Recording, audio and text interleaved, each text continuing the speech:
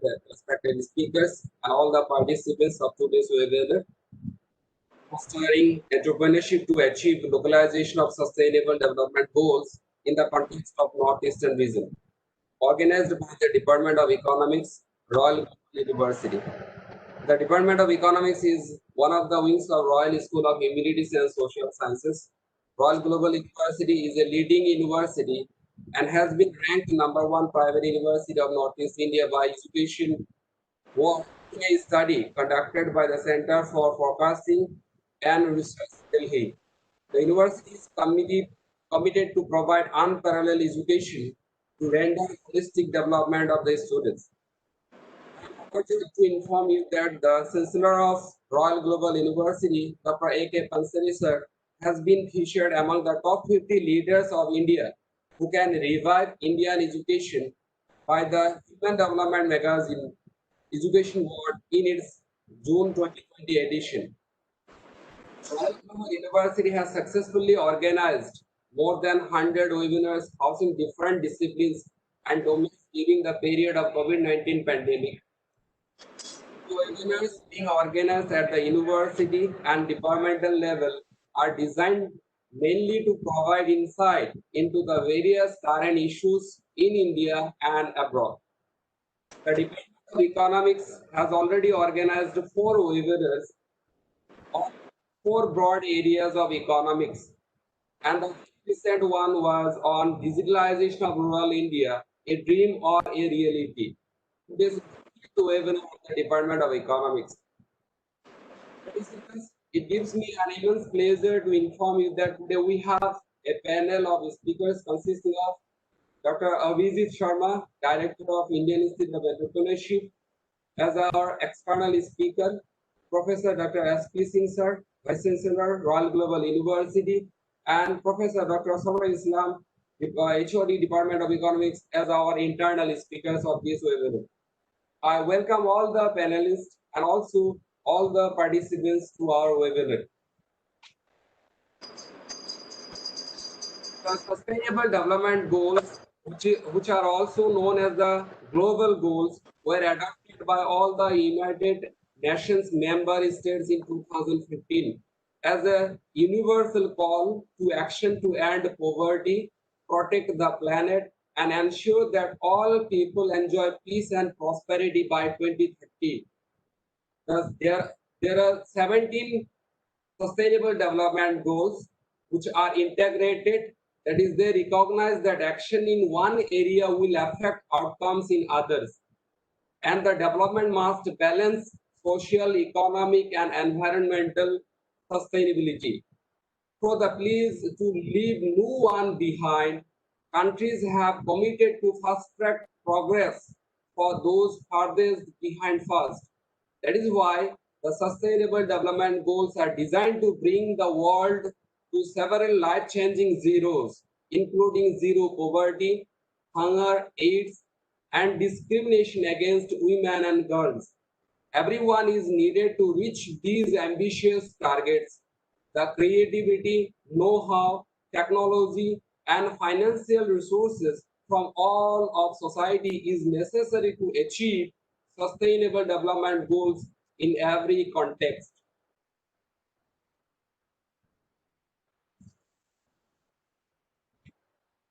Now, I'd like to introduce our chief guest of our webinar, Professor Dr. S.P. Singh sir, Vice Chancellor, Royal Global University, who is a man of dynamic personality and a leader who leads from the front. Sir has teaching experience of more than 30 years, research and academic administration in institutions of repute across the nation. Prior to joining Royal Global University as a Vice Chancellor, Professor Singh sir was the former Senior Vice President Academics of MET Group of MET Education Group and the founder Vice Chancellor of MET University of Chhattisgarh, Raipur, with a background in geology, law, and strategic management. Professor Singh sir is very much sought after speaker and a resource person. Now I'd like to invite Professor Singh sir, over to you for your opening remarks. Good morning, everyone present. Thank you so much, Dr. Dilawar Hark. Basically, I just want to clarify, I am not a speaker for today's webinar. You have probably wrongly said. I will just probably initiate because I am not an expert in the field of neither economics nor this special topic of fostering entrepreneurship to achieve sustainable development goals based upon localization. So this is not my topic, neither I'm prepared for that. But then I have few thoughts in my mind. So before that, I must welcome Dr. Abhijit Sharma, Director IIE. I have read about you, sir. Good morning, and I've read about you, your journey Everyone. of from architecture to planning to all the way to bank and then to IIE. So really, I mean, you have diversified experience, and I'm very sure this kind of experience is definitely required for the position you are holding as of now because. IIE is on my way. When I come from home to university, every day I see on one of the hilltop we have a IIE situated there. And when we see this IIE situated there all the time, I visited there twice, and I think I was having a relationship Yes. also. But then the importance of that particular organization becomes very, very strong, very, very important if people like you are sitting at the helm of the affairs. And I'm very sure with your intervention and with your leadership, this department will do better than earlier times. And it is doing good also, but then I'm expecting better than earlier. Number one. Number two, as far as entrepreneurship is concerned and sustainable development goal, I have only 3-4 points to make in next 2-3 minutes. I probably have been slotted 5-7 minutes, so I'll try to conclude in that. So basically, once we talk about entrepreneurship, probably there are two, I think I would say, reasons to talk about entrepreneurship. One is that we know very well that we cannot be all job seekers. We have to be developing job creators. So in the university setup, we are trying our level best to not only teach the subject of entrepreneurship, but also trying to develop entrepreneurs, trying to groom entrepreneurs and people who are coming from the business families. We always try our level best to tell those children that it's better to become job provider, not job seeker. So this way we are trying to develop entrepreneurs. Many of our students in my journey of last 30 years have shifted from service sector, I mean, doing their job to the entrepreneurship, started new ventures. Many of them are builders, many of them are having companies, but they have taken little chance. Initial 1, 2, 3, 4 years, they started working with organization. After that, once they have got maybe little money and also some kind of expertise and some kind of nitty gritties of the entrepreneurship, and they probably got the right idea based upon those ideas and innovation. They started the ventures and they are doing it very, very successfully. I'm telling you, starting from a dairy product, a dairy project to builders, multimillionaires. Many of my students are doing that. So I'm very fortunate that they are doing it. But at the same time, the way we are thinking entrepreneurship, the way we are thinking in the new economy, where we think that we are going to be a nation with 2030. I mean, developed nation with respect to economy, GDP, and all. I think entrepreneurship will play a major role because still a huge part of GDP doesn't come from industry, especially I'm talking about MSMEs.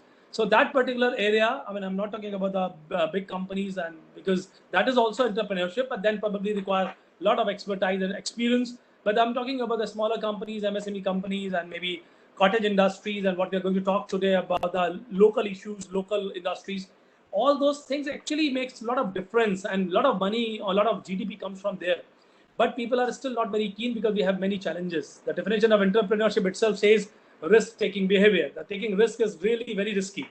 So taking risk is very risky. Therefore, people try to take less risk, and therefore the entrepreneurs are less. But I think the current time, whatever we are going through, and the type of policies we are going to have, the new national education policy, I will put some point out here along with sustainable development goals, because sustainable development goals, all 17 of them, if I read it out, fourth one is quality education, because that is more concerned about me, and rest all, I mean, from water to sanitation to health and everything. All 17 sustainable goals, sustainable development goals are interrelated to each other, in my opinion, and that has also been. And if you give input in one particular area, that will give impact, positive or negative, in other sustainable development goals. So if at all I point out in my quality education, so if I'm doing my best in my quality education scenario, I think I am going to fulfill all the needs of other 16 goals. Same way, otherwise also. If we are talking about gender disparity and gender discrimination and all those things and trying to label it out, there are so many zeros in sustainable development goals. Even that is also related to my quality education. That is also related to the goal of entrepreneurship and all sustainable development goals. So means all 17 goals are interweaved. I mean, they are linked to each other. So therefore, if we talk about today's topic, entrepreneurship, and we think of local and entrepreneur together, if we do something out here that is going to affect the whole 17 development goals, and that is for the SDG, that I have understood from the topic, probably I'm right or wrong, that Dr. Sharma can clarify. But I think I understood like that. And final point from my side is that in national education policy, new national education policy, there's a lot of impetus on higher education. I will speak only on one point because it's a big thing. If I talk, I'll talk 1 hour on that. So, I mean, one point I'll touch upon is today is with respect to by 2030, it is expected and it is planned that our GER, gross enrollment ratio in higher education, will be 50%. If I talk about this 50%, today we are landing at 26%, almost 26, 27%. And 26, 27% of higher education is amounting to around 3.5 crores of people who are into higher education. And we talk about 50%, it will be 7 crores or more. But then there is a push theory and a pull theory. I was attending the webinar yesterday of Prime Minister and Honorable President of India was also there. And 1 or 2 speakers were also. Sridharan, who was a member of that formulation committee, the committee which has actually framed the national education policy. He very clearly said, and I reiterate, and I also believe in the same concept, is that there should not be only push theory. We are always talking about push theory that bring people to the education sector, and so that number of people joining education sector, higher education, become 26% to 50% GER. It is probably going to be a wrong notion, and it will be a wrong way to do it. Because if we'll do it, right now we have so many unemployed youths, so many unemployed people, so many people who are underemployed, and all those things will further increase. Because we have a push theory. Push theory means number of people doing higher education, but opportunities are minimal. But if we have a pull theory, we create an environment of industrious nature. We have lot many jobs. We have lot many entrepreneurs. 1/3 of the people in the higher education are entrepreneurs. They are creating job for rest 2/3 of the people. I think that will be pull theory. That probably is really interesting to me. And therefore, the entrepreneurship and sustainable development goal and quality education and 50% GER all together goes. I mean, this is what I've understood about this topic.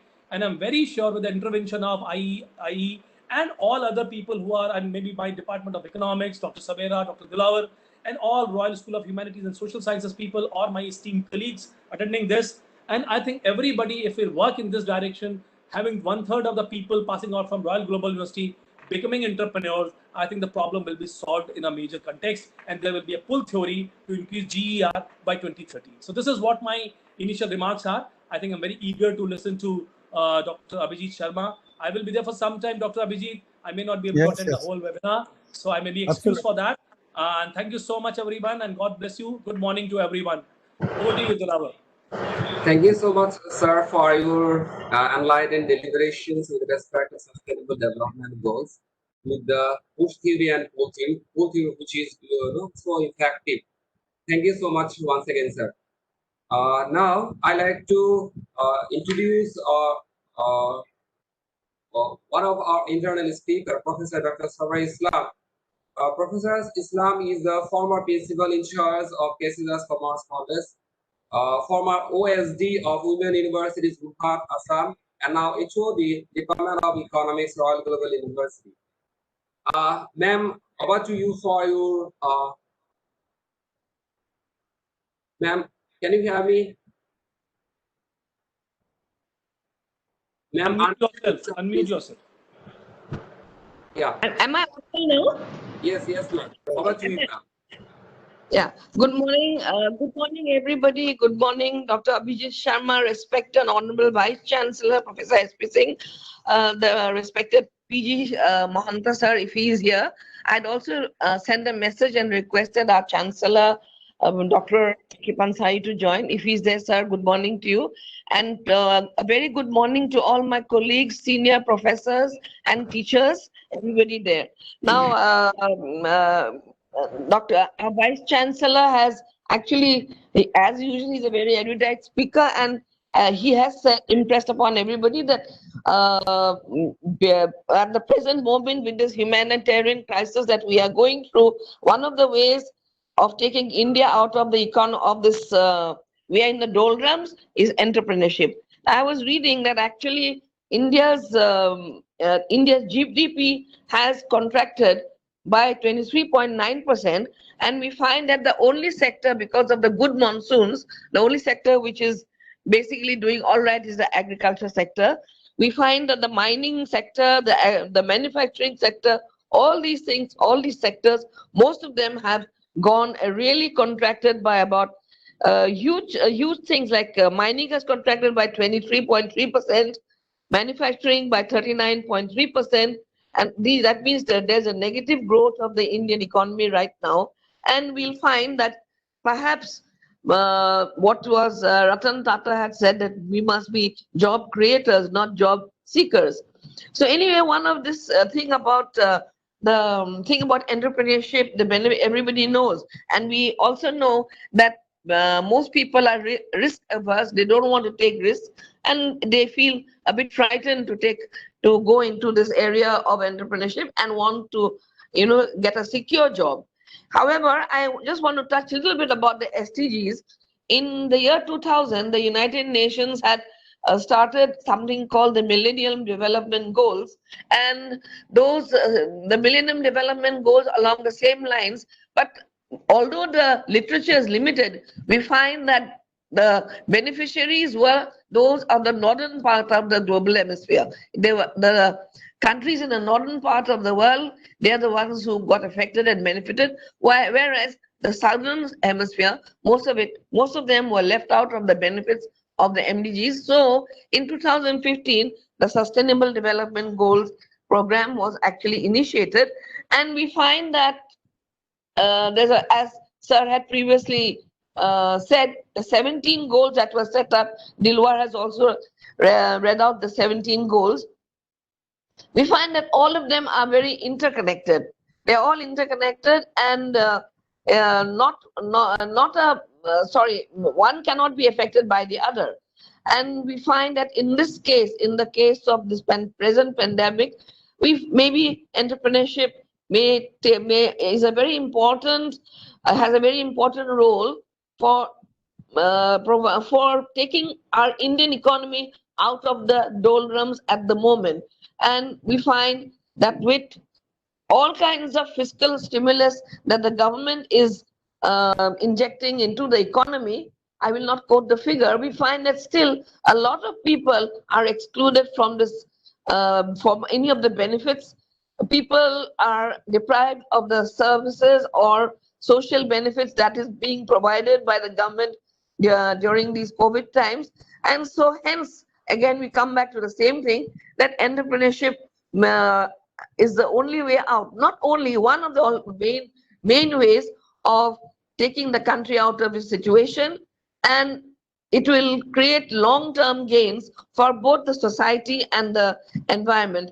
Now, I will not take very, very long, but as I had earlier said, that the relationship of the business performance, the contribution of entrepreneurship, the output that is performed, all of these are all interrelated, and which will finally, we hope it will lead to security, happiness, and well-being of the countries in the southern hemisphere, along with the countries, the developed countries who are mostly in the north.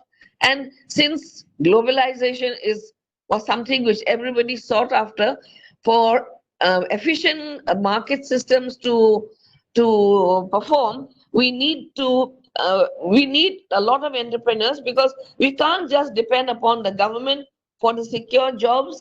The market where the government jobs are concerned, we find that there is always an inefficient allocation of resources. As a result, the growth is, along the way, obstacles come and growth is not smooth. So the only way for the growth to be smooth is for people to create their own spheres, their own spaces, and catalyze They are the people, the entrepreneurs are the ones who can catalyze structural changes for what is really required for the Indian economy. Now, our knowledge of entrepreneurship, how it can contribute to the SDGs, are very limited, and I hope that we can understand a little bit more about this whole thing from Dr. Abhijit Sharma, Director of Indian Institute of Entrepreneurship, and he is an expert and is a storehouse of knowledge regarding microfinance. He's one of the pioneers working at the grassroots level in the field of microfinance and SHGs in Assam and northeastern region. I mean, right from the year 2001, I have been hearing of Abhijit working with his friends along in the grassroots level. So I'm sure we'll all benefit from him. And Abhijit, thank you so much for agreeing to talk today. Over to you, Dilwar. Thank you very much, all of you. Thank you, ma'am, for your enlightened deliberations with respect to the Sustainable Development Goals. Yes, the Sustainable Development Goals, which were adopted in 2015, but if you go through the background of the goals, the Sustainable Development Goals were born at the United Nations Conference on Sustainable Development in Rio de Janeiro in 2012. The objective was to produce a set of universal goals that meet the urgent environmental, political, and economic challenges facing our world. The Sustainable Development Goals replaced the Millennium Development Goals, which started a global effort in 2000 to tackle the indignity of poverty. The Millennium Development Goals established measurable, universally agreed objectives for tackling extreme poverty and hunger, preventing deadly diseases, and expanding primary education to all children, among other development priorities. It has achieved some success. Like if you have to mention, we can mention key Millennium Development achievements. More than 1 billion people have been lifted out of extreme poverty since 1990. Child mortality dropped by more than half since 1990. The number of out-of-school children has dropped by more than half since 1990. HIV/AIDS infections fell by almost 40% since 2000. So we'll hear more from Dr. Sharma sir. Now I'd like to introduce our the main speaker of this webinar. I take the opportunity to introduce our external speaker, Dr. Abhijit Sharma. Dr. Sharma is a Master in Urban and Regional Planning from School of Planning, CEPT, Ahmedabad, and a PhD from Goa University. His area of work covers financial systems, livelihoods, entrepreneurship, microfinance, financial inclusion, and urban development issues. He has a varied work experience, starting his career as Assistant Director, Town and Country Planning in the state government. Then he moved on to be a lecturer in Goa University. He then shifted to Indian Institute of Bank Management, sponsored by Reserve Bank of India, as an associate professor. He joined as director of Indian Institute of Entrepreneurship under the Ministry of Skill Development and Entrepreneurship, Government of India, in May 2018. At Indian Institute of Bank Management, he was heading the Center for Microfinance Research, Northeast Region Center sponsored by NABARD, which undertook several policy-level studies on microfinance, financial inclusion, and livelihood. He was instrumental in of the Chief Minister's microfinance scheme in Assam, right from designing to its implementation. Represented Northeastern region as a member of the working group set up by the Planning Commission on National Rural Livelihood Mission, associated with several studies and consultancies on microfinance and livelihood in the Northeast with the Microsafe Says Livelihood School, Hyderabad, and Tufts University, Boston, USA, etc. He has several articles, publications in journals and books, both nationally and internationally in the areas Sir has worked. Now, I'd like to invite our Sir for enlightened deliberations. Over to you, sir. Thank you.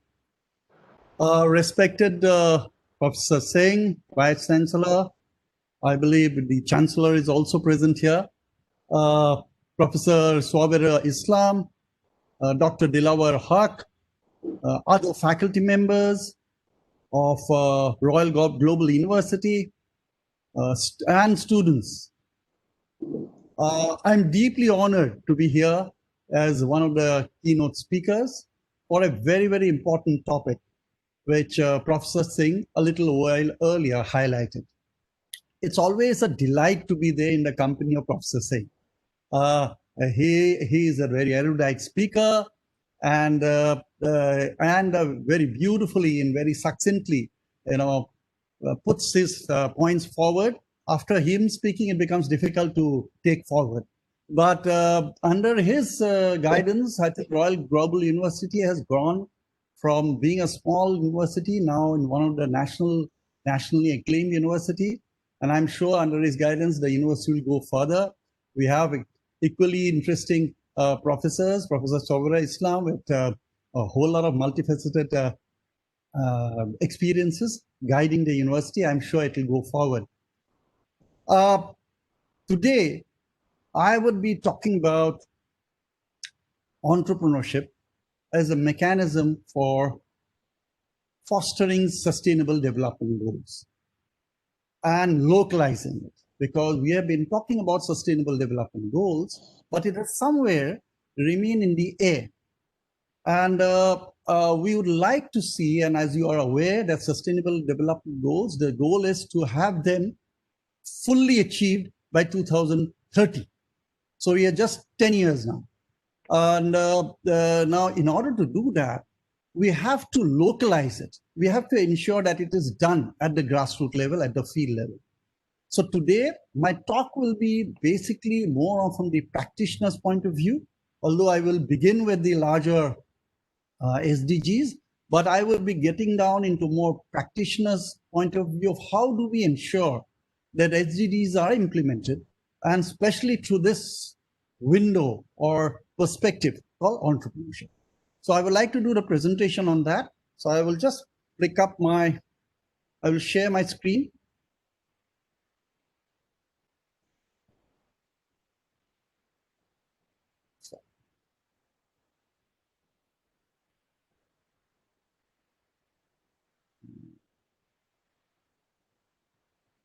Is the screen seen? Can the screen be seen? Yes, sir. Yeah, it's seen. Okay, fine. Right. Okay. So this is the topic that I'll be talking about: fostering entrepreneurship to achieve localization of SDGs in the context of Northeast region. This is the region that we are all part of. Now, Professor Dilawar did talk about the SDGs. I would like to take a more specific focus on entrepreneurship. Now, in the UN General Assembly 2015, entrepreneurship was looked at as a really important tool to transform some of these SDGs into reality. The 5 areas that they looked at is: 1, creating a job; driving economic growth and opportunities; bringing about equitable and balanced regional growth; improving socioeconomic conditions; and enabling youth to turn their creativity, energy, and ideas into commercial viable business opportunities.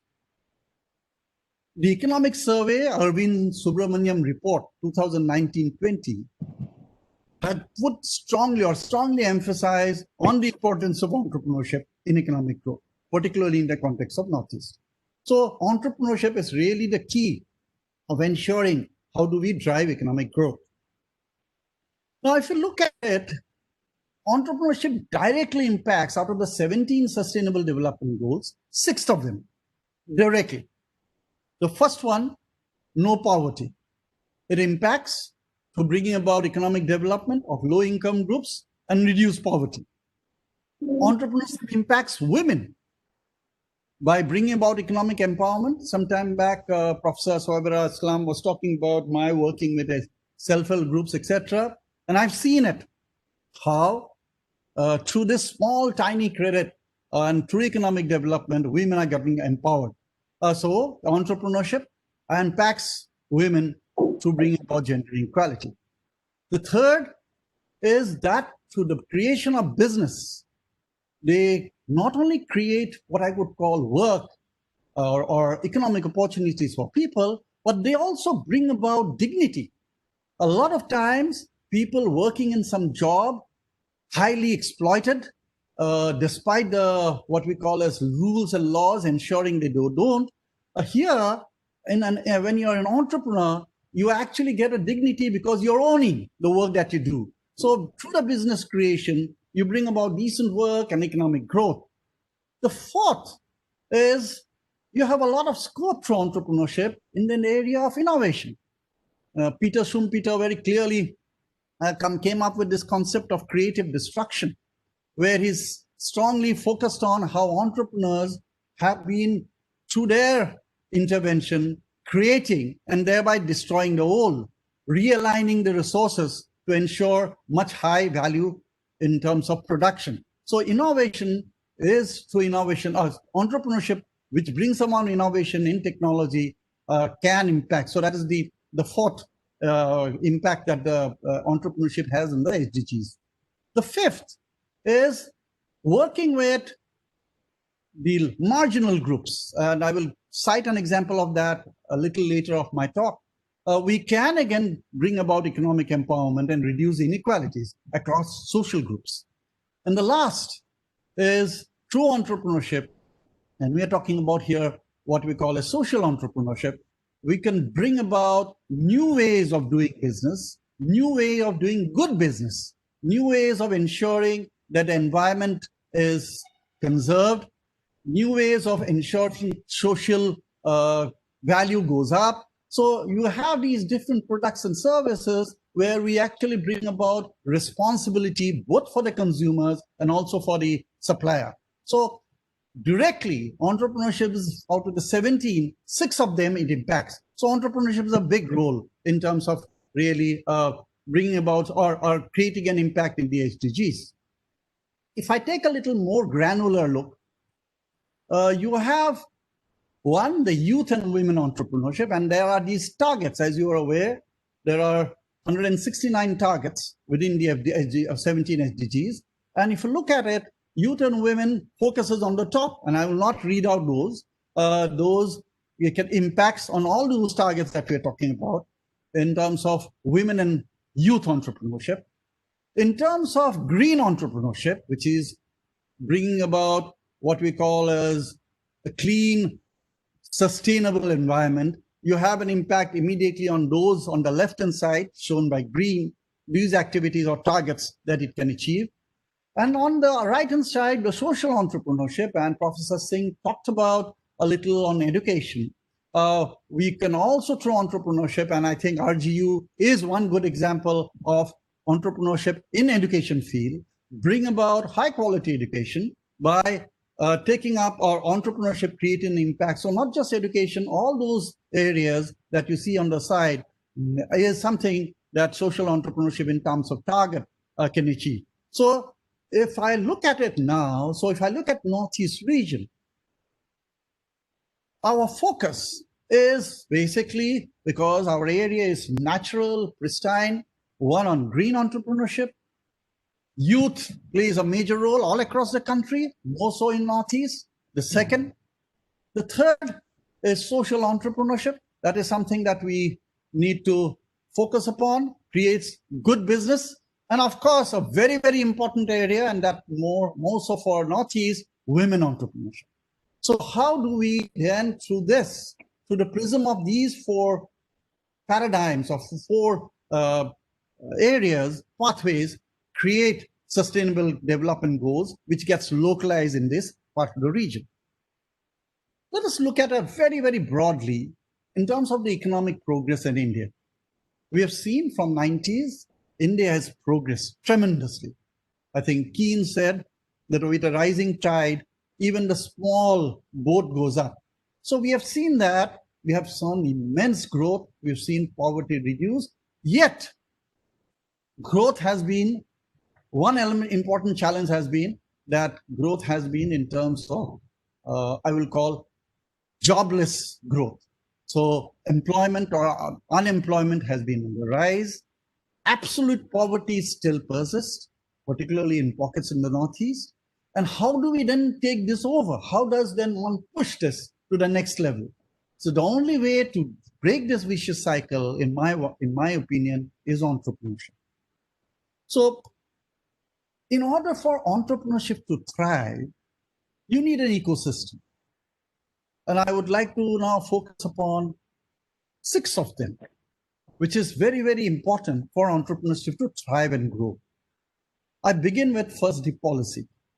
So you need government regulation and support, which in the Northeast, the government has been trying. There has been new policies which have been coming out. So we need policy and support to ensure that entrepreneurship thrives. The next is, and very critical, the fuel for entrepreneurship to grow, enterprise to grow, is finance. So we need the full spectrum of financial services so the entrepreneurs can avail of it and go forward. The third is the culture. And I think all of us here who's part of the webinar understands it very well, that, societal norms, demonstration in terms of success stories actually inspire people. I was, before coming here, about 6-7 years in Gujarat. I worked there, I studied there, and I worked there. And I tell you, this huge difference in terms of culture. Usually, in a college in Gujarat, either the typical graduate colleges or definitely the engineering colleges, one would find about 50 to 60% of the people actually taking up entrepreneurship. That is the first career choice. And then you get into jobs. So that's how the culture or the societal norms have been. Unlike very much here, where the first take or the second and the third is jobs and jobs and jobs. That's more, so much so that an engineer would love to be a peon and yet not bunch into entrepreneurship. So yeah, culture plays a very, very important role. Then comes the support system. And I'm just talking about not just the government, it's also the service providers. For instance, I take an example. Let's say an entrepreneur wants to start up a business. He doesn't have a firm who can advise him what are the compliance that is required. He doesn't have a firm which can tell him that, what sort of finance he should avail, whether it's equity finance, whether it is debt finance. He doesn't have a firm.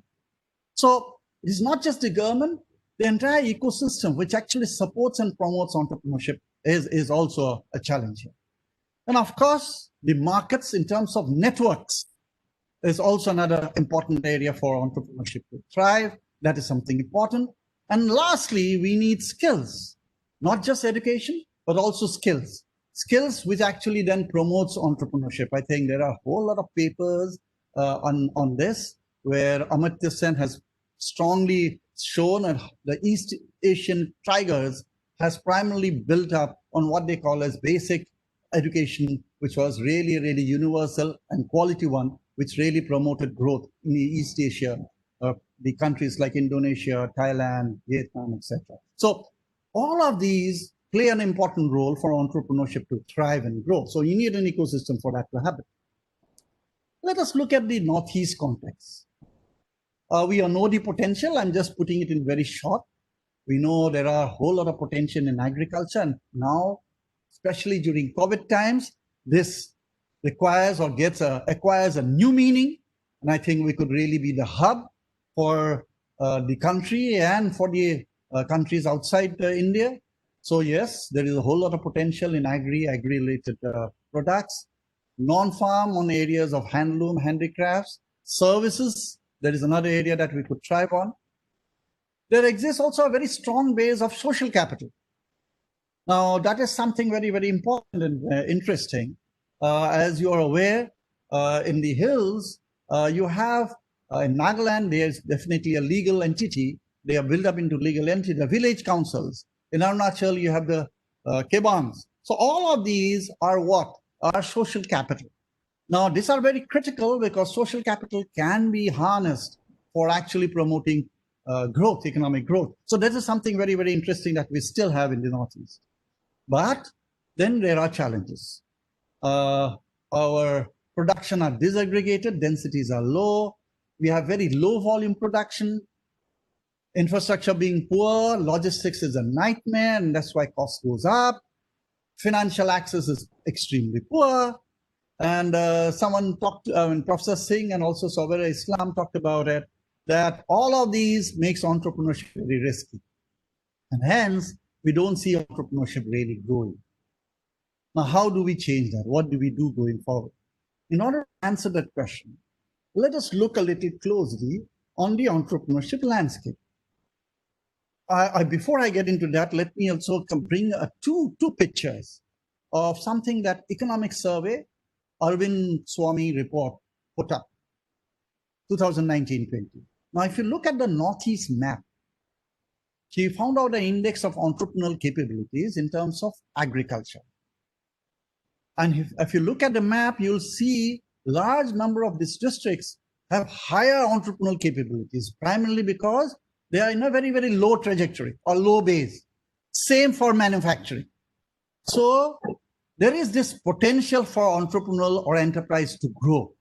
I mean, no less than Arvind Subramanian, which put out this economic survey, says so. So having said this, let us look at the entrepreneurship landscape. And the entrepreneurship landscape, I will look at the MSME landscape. I think all of you are aware what MSME means, micro, small, and medium enterprises.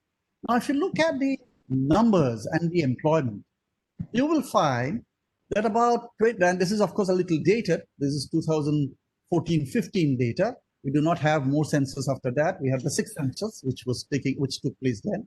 27 lakhs of them, slightly more than that, are the micro enterprises or the enterprises that is constituting the entire region. And they take an employment of 55 lakh people. So there is a large number of people which are employed in these MSMEs, which actually drive growth in the region. But if you look at the size, 99.8 are micro in nature. In large number of states, these are 100%, like Manipur, Tripura, those are the hill areas. So if you look at these, so some of them, most of them are extremely tiny. I will call them nano. So they are very, very small enterprises which actually pushes growth in the region. Now I bring in another chart which shows the darker red is showing the own account enterprises. Now own account, that is OAE. Own account enterprises means enterprises where there is no hired labor. So the owner, or maybe he might have a person, maybe it's a person or a family works there. So there is no hired labor. Now, if you see the numbers, large number of them are OAE, so without hired labor. But in terms of employment, some amount of them actually are establishment where actually people are hired. So more than 10 people are hired. So those are establishment. But in terms of the numbers, so we see that the size of the enterprises are extremely tiny. But in terms of employment, if you see the all India figure and vis-a-vis the states, large number of them have more than the all India average. So it means that there is the potential for these guys to be actually pushed up because they still, despite their smaller size, employ a large number of people. And this is very interesting, is the growth. The compounded annual growth between the 5th and the 6th census, as you are aware, Government of India does this censuses for these all enterprises across the country in a period of 5 to 6 years. Between the 5th and the 6th census, if you see the growth rate, almost all the states except a few like Meghalaya and Tripura, large number of states actually growth rate is higher than the all India average, which shows that there is potential for these MSMEs to be pushed up. Now let us look at another aspect of it, women. And I was surprised when I saw this data.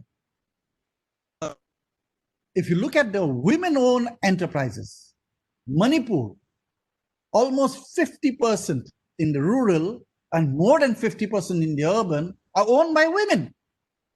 All the other states also show this large as compared to all India, which is just 17%. So we have women which occupies this space, women who actually drives the economy. Unfortunately, the ecosystem is not good enough for them to be pushed up. So we don't have a financial mechanism which recognizes that and therefore is really biased against them. But that is the reality, that you have women which actually dominate the economic landscape in most of the states in the Northeast. If you look at the financial access, number of villages 5 kilometers away, almost more than 90% of the villages are 5 kilometers away from the bank. Now, how do you expect entrepreneurship to grow when you have what we call as finance so very far off? Cooperative societies are also far off. It is SHGs which are slightly near, but as you're aware, SHGs are very, very tiny credit. So this is one major challenge for thriving or pushing entrepreneurship forward. So if I summarize the MSMEs in any NER, there is large number of them. They employ large number of people. Scale of operations, micro, nano. Large number of micro enterprises are owned by women. And large number of areas are financially excluded. Now let us look at another aspect of entrepreneurship, the skill landscape. I would take from something which has been there for quite some time, which is, as you all are aware, we're part of the education setup, that we have the universities, we have the engineering colleges, we have the polytechnics, and then we have the ITIs.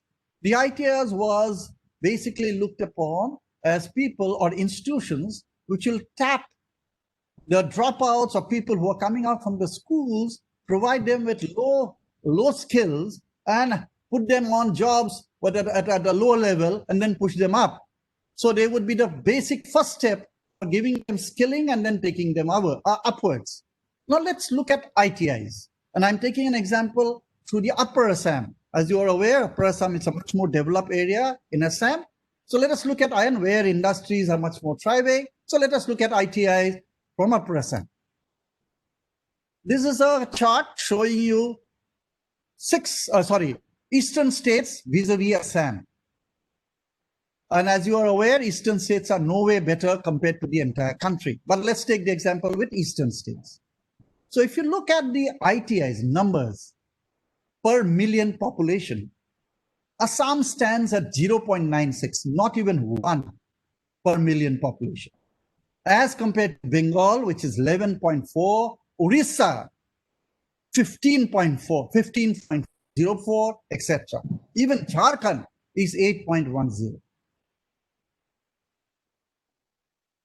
Okay, not just the numbers, let us take the seat count, the number of seats available, and what has been the enrollment. Again, if you look at this number of seats per million population, Assam has 109 as compared to Bihar, which is 1,000. So 10 times less than most of the states. And these states, again, like I said, are no way compared to the national average. Yet, Assam is way down. And we don't have the data for others. I'm taking this is for Upper Assam. Okay? This is an area where normally we have 4-6 sectors, which is coal, tea, oil, fertilizers, petrochemicals, thriving there. All right? And not only these seats are less, even in terms of enrollment, capacity utilization, it is lower. So there is this what I would call as a huge gap in terms of making people skill to take up a certain job, to push an enterprise forward. Because as you are aware, human resources are very critical for enterprise to thrive and grow. And that's a huge gap. Now, in order to meet this gap, Government of India came up what we know as skill mission. And we are part of that, Ministry of Skill and Entrepreneurship under the Government of India. I'm just taking a random sample of last 2 years of the skill programs that were run. These are short-term programs. These are run for 2 months, 3 months, 1 month. Now, if you look at just some sample, you will find that a lot of these are familiar to all of you. But what is the challenge? The challenge has been that they have been given skills which are just promoting the traditional activity. For instance, handloom. So they're just doing the handloom. There is no skill in terms of really looking at that. Can we improve productivity? Can we diversify their product? So those are missing. As a result, these skills that we are imparting are standalone, do not really impact in terms of giving promoting entrepreneurship in the way that we want. So they're just sort of thriving in a very, very low equilibrium mechanism. So this is in terms of the gap. So these are some of the challenges that you have. I brought you the idea of the MSME landscape, give you some sort of the human capabilities. So how do we then go forward, given some of the challenges that we have? One of the mechanisms that we feel very strongly, and I look at it very strongly, is a very important tool that is available with us now, is what I call clusters. Now, clusterization answers or looks at a lot of these problems or challenges, takes it headlong. The first, I talked about disaggregated volumes. Cluster ensures aggregation, ensures increase of volumes. As you're aware, that with only increased volumes that you can market, you can build up supply lines. Now, cluster ensures that.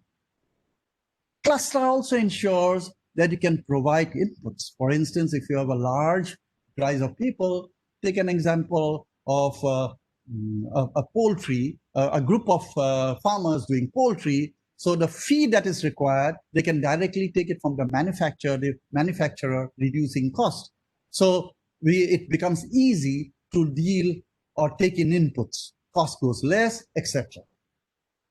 The third is the same is true for forward linkages, either marketing or access to finance. All of those becomes easier if you have a cluster. The fourth important element, and which we have not really tried in a big way in Northeast, and I'm looking at this actually as a mechanism to do that, is institution building. Now, we have used this last 50 years or so on cooperatives.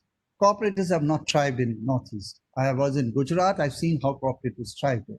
But it is really sad because, like I said, in any village today, even now in Assam and they're living in the hills, people cooperate to do a work. In Garo Hills, even today, if you go down to a village and one house gets broken, the entire village comes and makes the house. So cooperation is actually part of the village community. And thanks to maybe a tribal mechanism we have, cooperation is part of the DNA. Unfortunately, we are not being able to catch that. And I believe very strongly cluster would help in doing that. And that is very, very critical for us to go forward. So it will help in institution building, which can then promote and push entrepreneurship forward. And lastly, they would also become beacons where there could be networks with other stakeholders.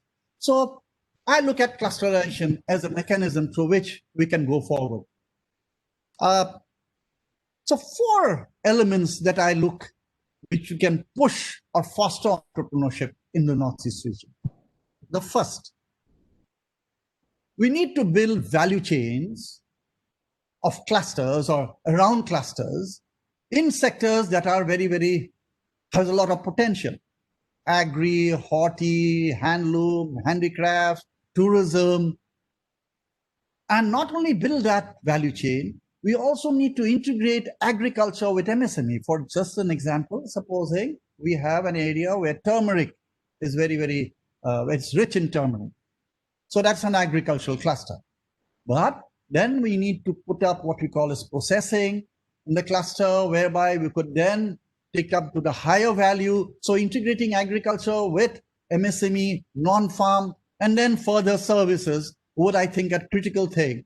And not only doing that, I believe very strongly that the skills that is required in doing that then will come from the cluster itself.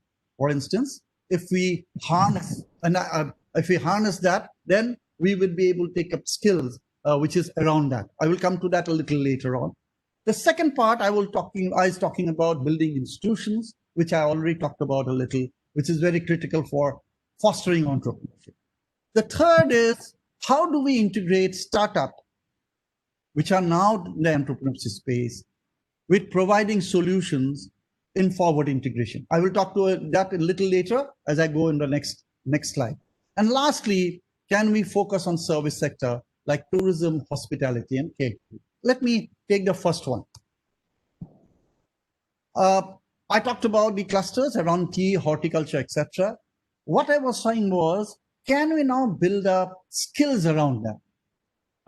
For instance, in horticulture, what are the skills that will be required in processing? What will be the skills that will be required in having what I would call as sustainable agriculture related to horticulture, where we promote organic, etc.? What will be the skills that will be required in providing or branding up these products? So those are the areas from which we actually, the cluster will actually give ideas on what should be the role, what should be the skills that will be developed, and then integrating it with universities, technical institute, which can then provide these I would call education services, which will then become localized, ensure human capabilities increase, and then push the cluster forward. The second element, which this is an example that comes from the field, there is a group called Weaves. They are now currently selling their products across in Paris.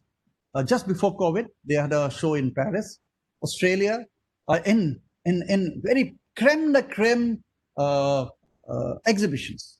Just to give an example, stoles of one of these from one of the Weaves product was selling at 21,000 a stole. Why? Because they are using, and they are based in an area called Chandubi, near Chandubi. They're using local indigenous dyes. They have developed the skill had died out. They have again revived the skill, and now that is a lot of demand. So they're using, so can we do those? Can we then build up those skills, which has relevance, which is indigenous, which actually has something which is much more higher value in outside world? So that is something that they've been doing, and then using a cluster as a mechanism. Can we have technology which is appropriate and which can be easily adapted? So that is something that we need to do to promote this cluster. Can we, like I said, integrate skills across sector? This is across agri, manufacturing, and services. And don't forget, clusters are very near our home. And we just talked about women. These are areas where women can thrive, can grow.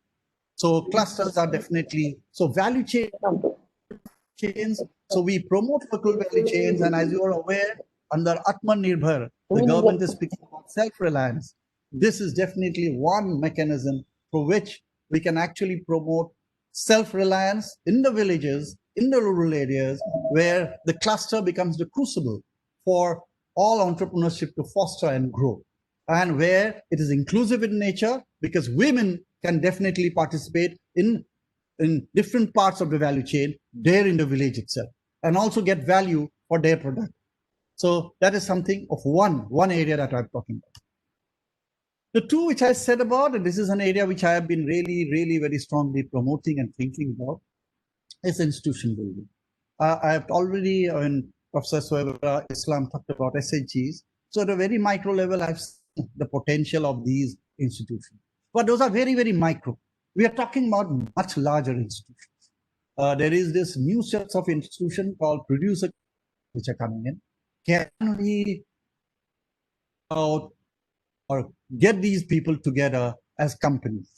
So we use the local resources of social capital to bring them together, and then we provide or build the capabilities to provide services which are modern, which is required for the modern commercial world, non-finance, on marketing, on managing. So we do that, but keep the element of what we call as institution, closer governing, self-governing institution intact through their basic DNA, which is available within them.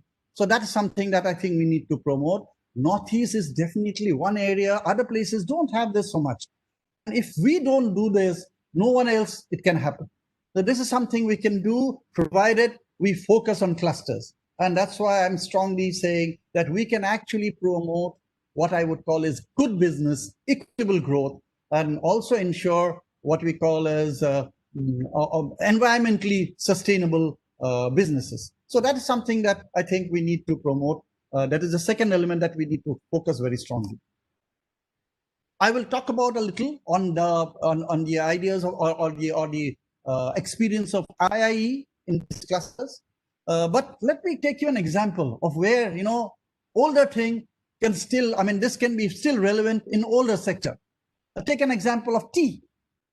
Now, as you know, tea is a fairly old industry. 1870s onwards, it has been in Assam. But the recent phenomena has been that small tea growers have taken up the large chunk of tea production. Today, about 50% of the production is with small tea growers. Unfortunately, the small tea growers remain there. They sell the green leaf to the larger companies, and therefore they do not get higher value to their product. Now, can we now get these guys into a cluster? And we have started. We have already taken 4 clusters. One of them is in Vishwanath Sareli, doing very well. Actually, they have been selling. They're also getting excellent. As you know, tea is now one of the very, very highly valued product. Tea is selling very, very high now, thanks to large demand, thanks to COVID. But just to give you an example, I've taken this example because you might be thinking tea is a fairly old thing. What to do there? But here, we are talking about is that when we now take these tea, the small tea growers, and then push them forward. There are a large number of them.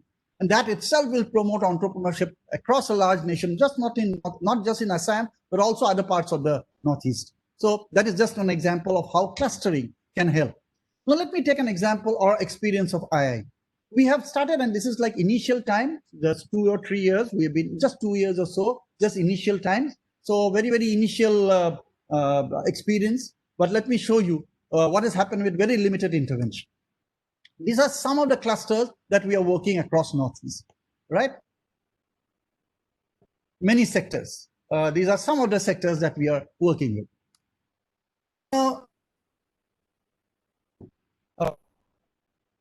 which they use, normal standard bamboo products. We gave them some design intervention, we gave some technology, and these are the products now. They're excellent national exhibitions. These are some of the other products through that intervention. These are some products in AIRI. I think, as you see, these are products which can, with limited interventions, come out excellent. These are water hyacinth, which is the local indigenous product. As you see, then these are again related to textiles. These are mostly runners across the sun, runners and napkins. Again, examples like this. These are again Kona. Kona is a product from Manipur. Then again, of course, the other stoles, etc. This you can see this on the right, large draperies. These are furnishings. You'll be surprised. This is coming from Koliabor, and they're getting sold in US, in California, in Pennsylvania. These are furnishings. These are AIRI products, and even now these people are getting orders despite COVID. So just to give you some sort of potential which is available for clusters with limited intervention, what can be done. And then, of course, these are international exhibitions from the same clusters, which has gone, Germany, France, etc. I will skip. So these are numerous of these products which are there. Now, let me take another example, the potential of clusters. We are working just before COVID. We have started our work called the Prime Minister Vandhan Yojana, basically a scheme which is working with marginal tribals working in forest areas. Now, with limited, there is something called the MSP. MSP is a minimum support price, which was available during the COVID times. This was given. Even during the COVID times, we could, immediately get 2 metric tons of honey package, sold and tri-fed These are some of the areas that we are working with. These are the honey, which was done during the COVID times. So the potential is immense even during a huge pandemic called COVID. Because these are rural areas, these are something which is available there, where they're doing it. A lot of them are forest-based. They also, of course, some of them are also having it in their homes. But this is a potential also available for the marginal areas, in the areas like forested areas. But then what are the challenges to scale these clusters? The three areas, mostly. One, the marketing infrastructure. And that is something that we need to really build up in terms of the, the supply chains, the various channels, distribution channels, inventories, etc. So that is one. The two is lack of access to finance. This remains still a major problem. And the third, which I already said, that institutions are there, but the capabilities of institution to work as a commercial entity is missing. So I think these are three potential areas or three major interventions that is required to push the cluster to what the dream that I'm showing you, where we can foster entrepreneurship.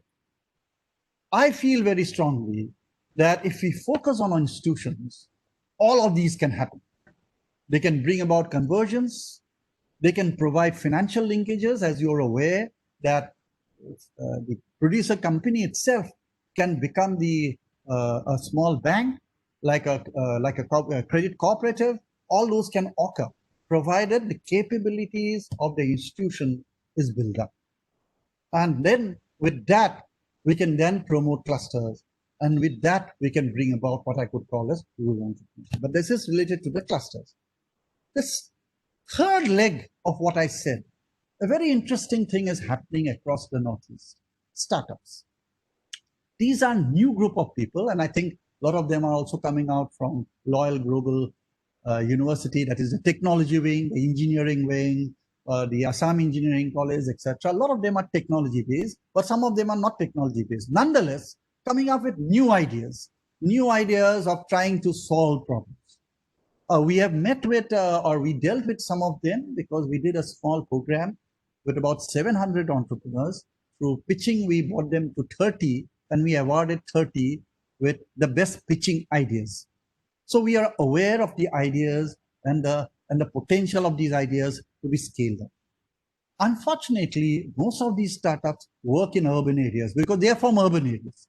So they work on urban areas, they build on urban areas mostly.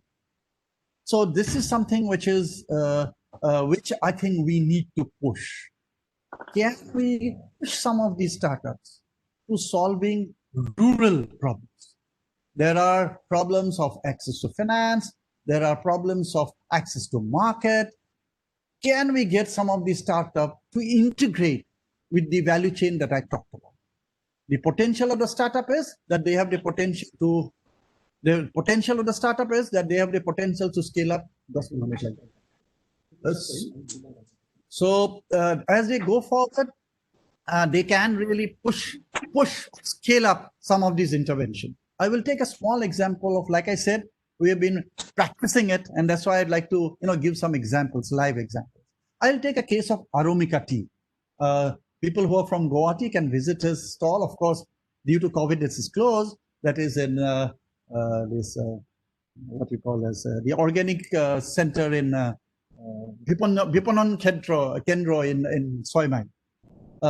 This Aromika tea, this guy was working in a tea industry for about 20 years. And then after a fairly good understanding, he left. And he started up this Aromika tea. Now, Aromika tea is not tea. He's selling wellness.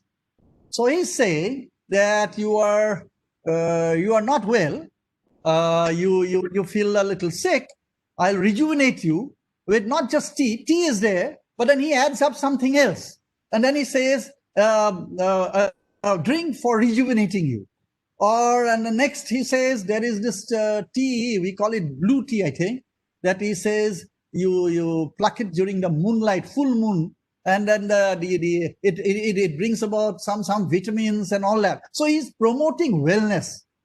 Now, by that, he's increasing the value of tea tremendously. So a tea which is getting sold at 400 rupees per kilo, he is selling in a range of 15,000 to 20,000 per kilo. Most of his sachets are 100 grams, 200 grams. Now, that's a startup guy. And he is integrating with the small tea growers. He only works with small tea growers. So that's something that he's trying to do. So I see a lot of value where these chains can be reinvigorated, can be energized. So these are some of his products which is available. Masala tea, then something called Vedic tea. So these are not tea. He's actually selling wellness. So he says tea is just on a byproduct. You're actually getting well if you take these drinks. So anyway, so he's marketing it that way. So these are, I believe there is a huge potential if we can integrate some of these guys with the rural value chain to reinvigorate, re-energize these value chains. This is the blue tea that I was talking about. Some, I think, total, I think the per kilo is 20,000 or something. I don't know, something like that. So he's selling that. So anyway, the other one is tourism. Now in IIE, we had an experience of training up. We have an incubation center, adventure incubation center. We trained up about 200 people before COVID. 180 of them, we were surprised, 180 of them have already set up enterprises. Why? Because Northeast is filled with water, hills, right place for all adventure tourism, trekking, rafting, you name it. And some of them are doing small business. Some of them have grown. Like, for instance, there is this cyclist who now cycles, and before COVID, he was having the cycle groups from Germany, Netherlands, goes to Tawang, goes to Shillong, etc. Cycling, about 20 lakh turnover in just 2 years. So, and focusing. So I believe that very strongly that we need to focus upon our strength, which is a niche within tourism, which is adventure. So I think Northeast should be promoted as an adventure hub, just like Goa is promoted as something where you can have beach. And so that is something that needs to be seen, that needs to be promoted in a comprehensive manner together with all the protocols, etc. And I think that is waiting to happen. Today, during COVID times, when people are talking about increasing fitness, increasing health, that is the place, this is the places that we should visit. This is a place where it is fresh air. So that is something that we need to really market well. And I'm sure that actually this date is waiting to happen. Adventure tourism in New Zealand is a big thing. I think that is something that I think Northeast can focus on. So not just tourism, but within that a specialized segment called adventure tourism. I think that's something that we need to focus on. And then with that, I end up my talk. And I would like to just say that, like I said in the beginning, my focus has been only on giving a practitioner's view. We have been working with some of these ideas.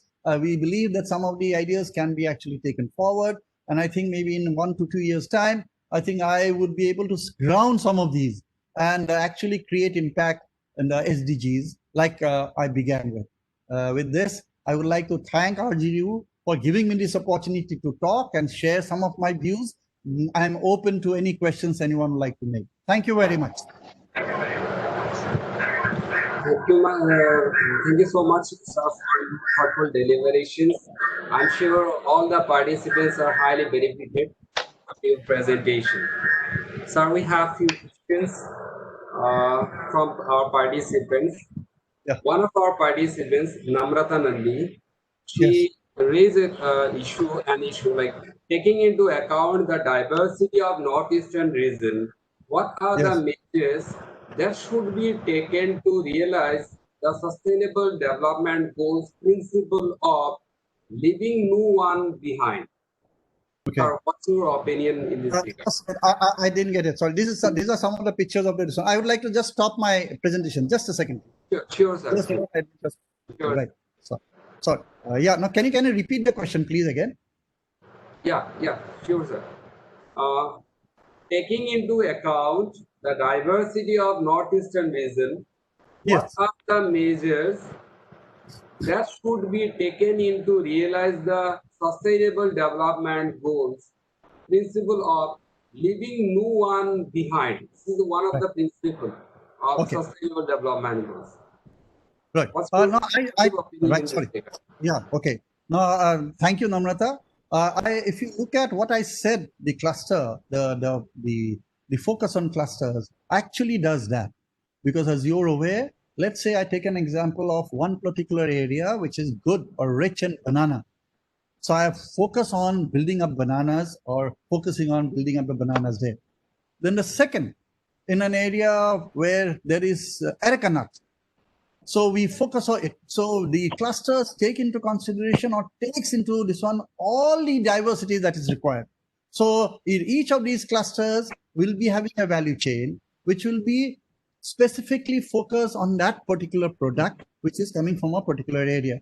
So hence, we would not, therefore by design, cluster is an inclusive tool. Cluster ensures diversity. Cluster ensures inclusivity. So that's the reason why we have been focusing on clusters, which doesn't leave anyone behind. And hopefully we'll be able to focus on resources which are potential for that area. Thank you, sir.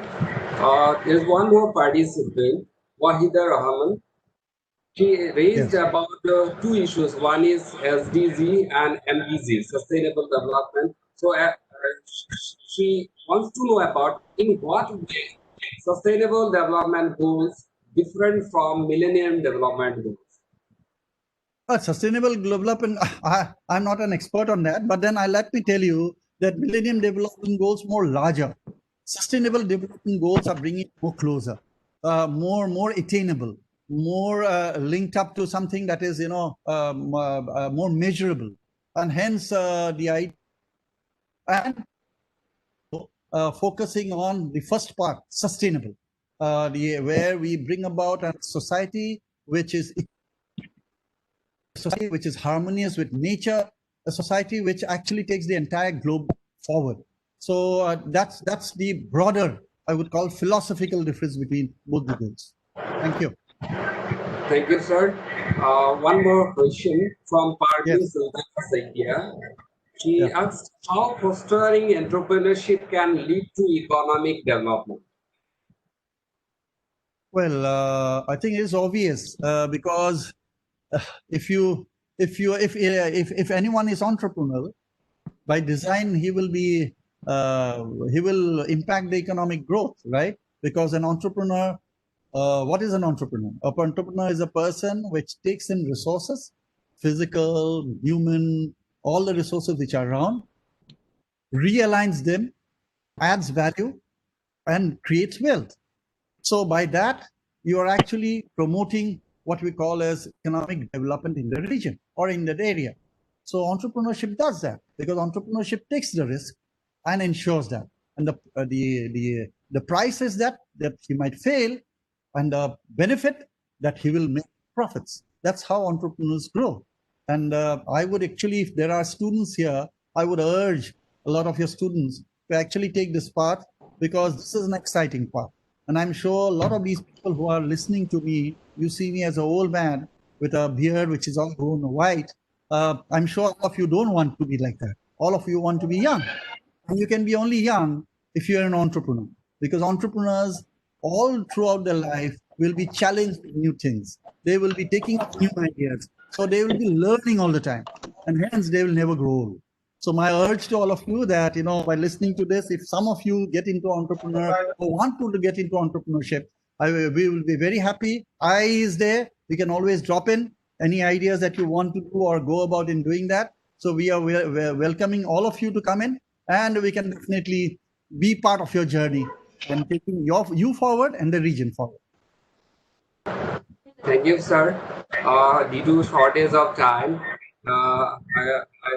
in your presentation, you have mentioned about Professor Schumpeter's innovation theory with respect to entrepreneurship. Yes, sir, absolutely.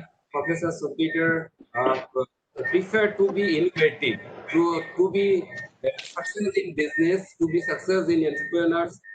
An entrepreneur should be innovative always, to be active, innovating something, introducing something new into the market and capture the market. This is one way to attain success in business. Sir, you have also mentioned about equitable and balanced growth through entrepreneurship.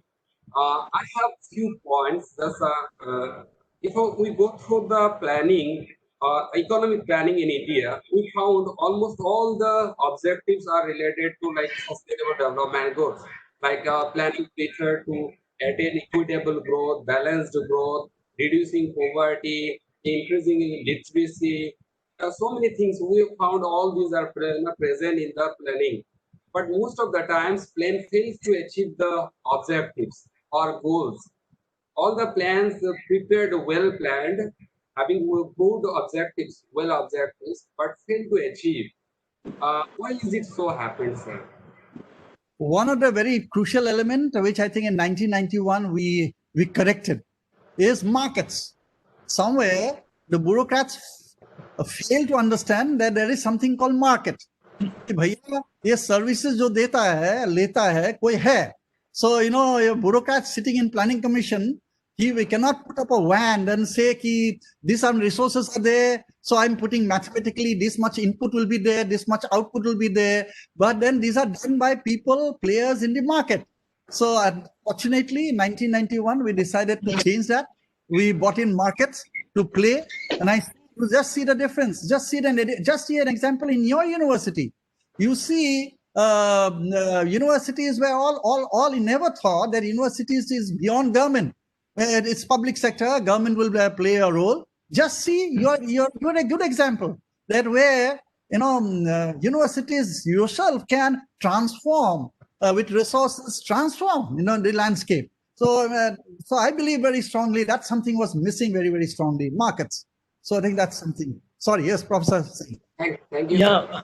Dr. Abhijit, I just wanted to first congratulate you because I was thinking of leaving in between, but I could not leave because it was so very interesting.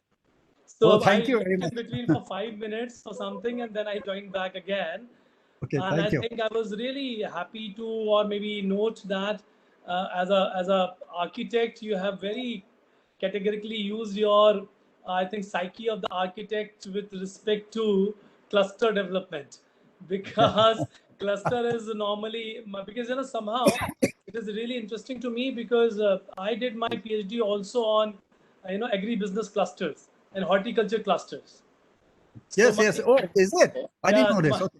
my Okay. domain was strategy to build agri-business clusters as economic entity together. I mean, like, and then I used all those things with respect to cold chain and marketing. Oh, So okay. my inquisitiveness out here was, and I think I have mentioned in my research 17, 18 years back, the same thing, that institutions, what you're talking about in your presentation, that an institution in the cluster, what Yes. kind of institution in the cluster? Is it a marketing institutions or is it a procurement institution or procurement and marketing institution?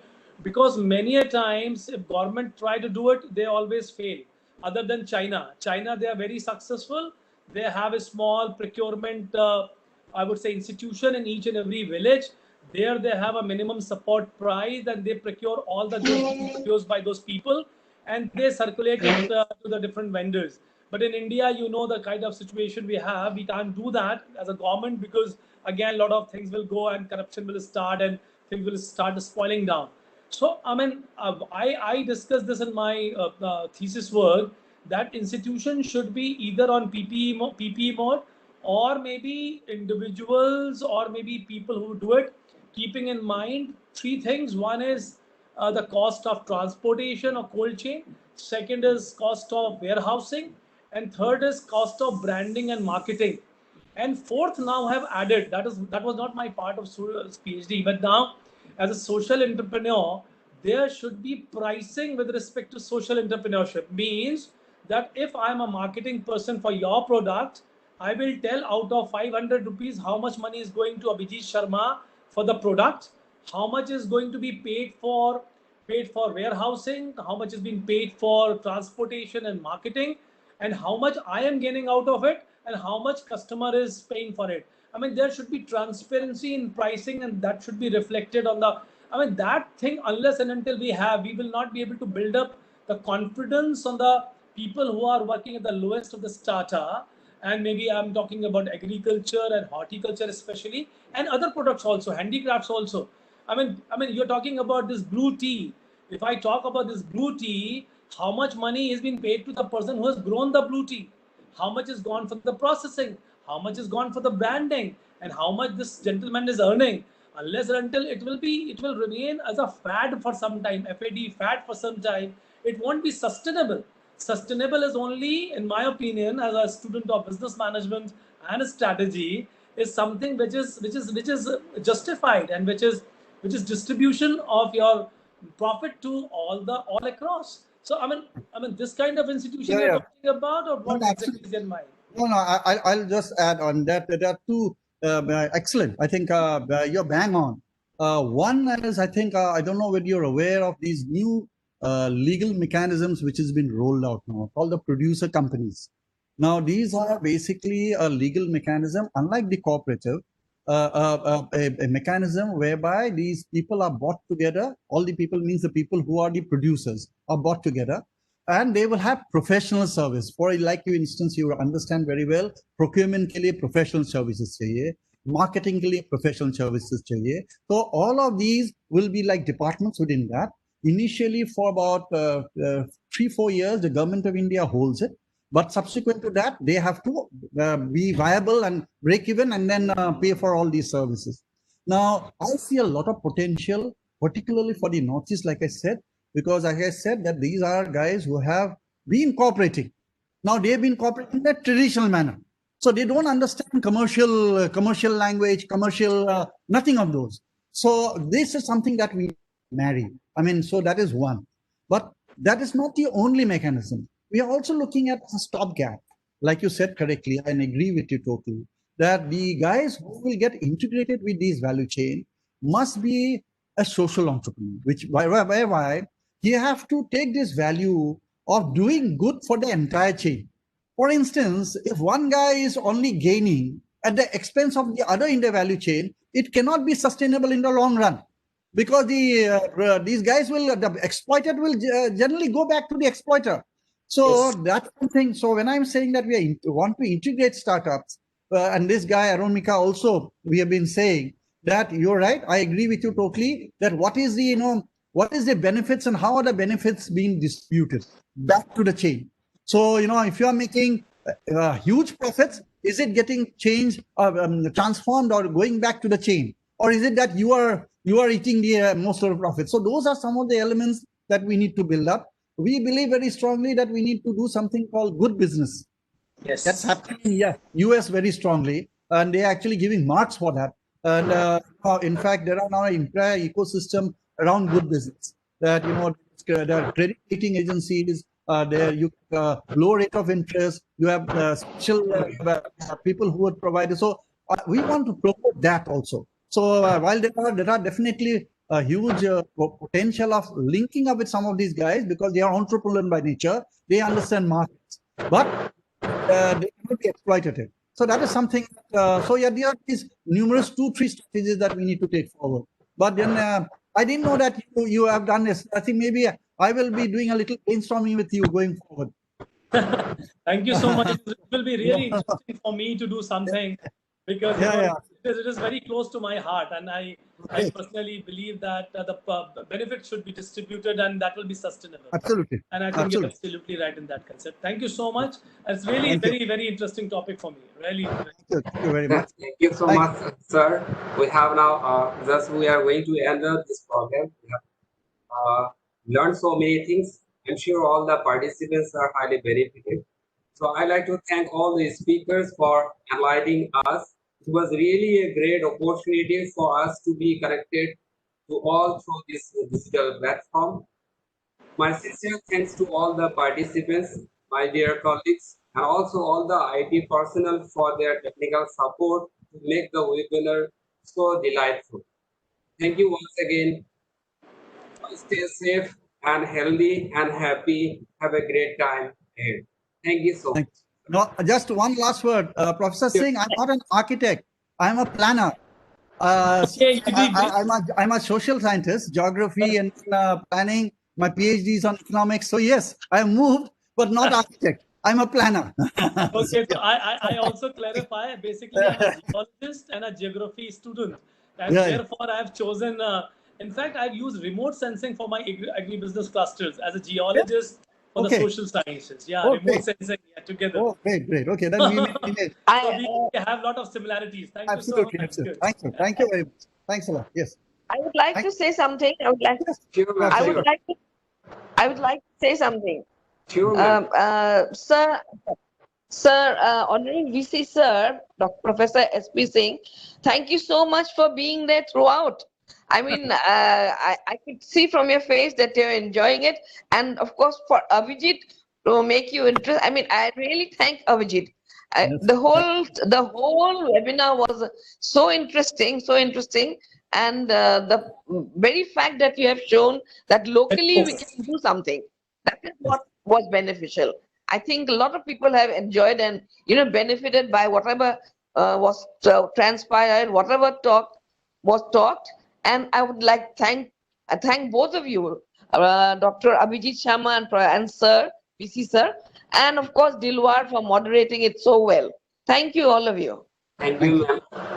Thank you so much.